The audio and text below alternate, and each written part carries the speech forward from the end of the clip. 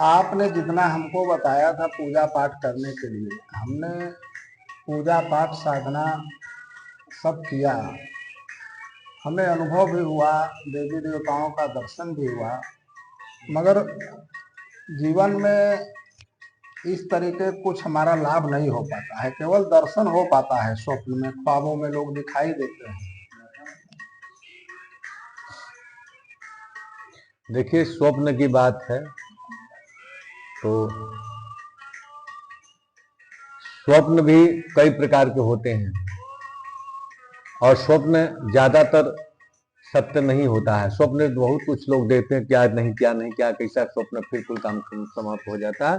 तो स्वप्न बहुत बड़ी अच्छी चीज नहीं है। स्वप्न में और जो अपने दिव्य दृष्टि से देखिए, अंतरात्मा से देखिए, वो सत्य होता है। देखिए, स्वप्न में आदमी इसलिए देखता है कि आत्मा भी तीन प्रकार की है।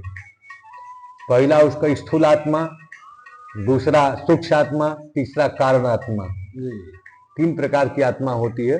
तो स्थूल आत्मा तो एक ही बार मेरे शरीर से निकलती है, तो चार तत्व का जो शरीर है उसको जो है उसके साथ चला जाता है, मतलब वो उसका प्रक्रिया खत्म हो जाती है। और जो सूक्ष्म आत्मा है, जब मनुष्य सोता है तो आत्मा से निकल करके, शरीर से बाहर निकल करके वो भटकती है, तो नाना प्रकार से भटक कर फिर आत्मा प्रवेश कर जाती है, फिर स्थूल आत्मा में चली जाती है। और एक कारण आत्मा होती है। तो मनुष्य को जब नींद खुलता है तो कारण खोजता है कि अरे मैंने ये देखा है, मैं ये देखा, वो कारण आत्मा है। तो उसको बहुत सत्य नहीं मान सकते।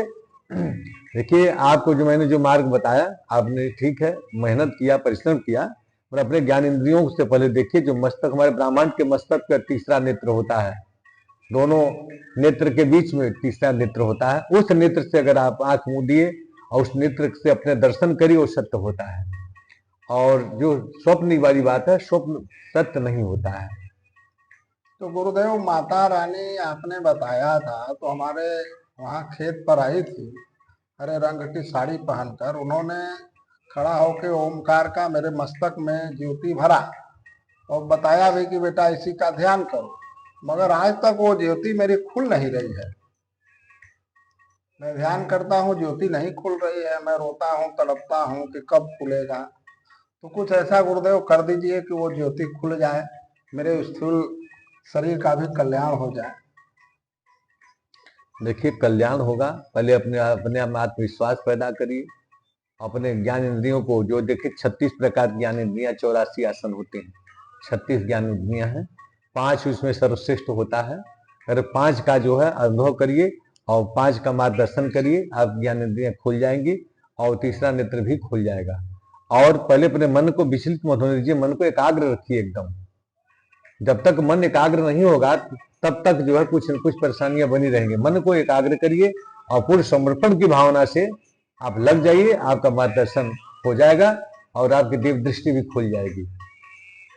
जी गुरुदेव, घर गृहस्थी की जो चिंता लगी रहती है, जो सारे कार्य हैं अवरुद्ध होते रहते हैं, हो नहीं पाते हैं हो देखिए, सच्चा साधु तो गृहस्थ आश्रम में ही बनता है।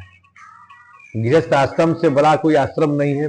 वेदों में बताया गया है कि गृहस्थ आश्रम से बड़ा कोई आश्रम नहीं है। क्योंकि गृहस्थ आश्रम इतनी कठिनाइयां आती हैं कि और सब झेलते हुए अगर हम भगवान के प्रति हमारा स्नेह भाव हो, प्रेम हो, गुरु के प्रति हमारा स्नेह भाव प्रेम हो, और मैं उस मुकाम पर पहुंच जाए, तो उससे बड़ा कोई संत ही नहीं है। इसलिए कि गृहस्थ आश्रम में जो है सबको झेलते हुए भगवान को पाना इतना आसान नहीं है।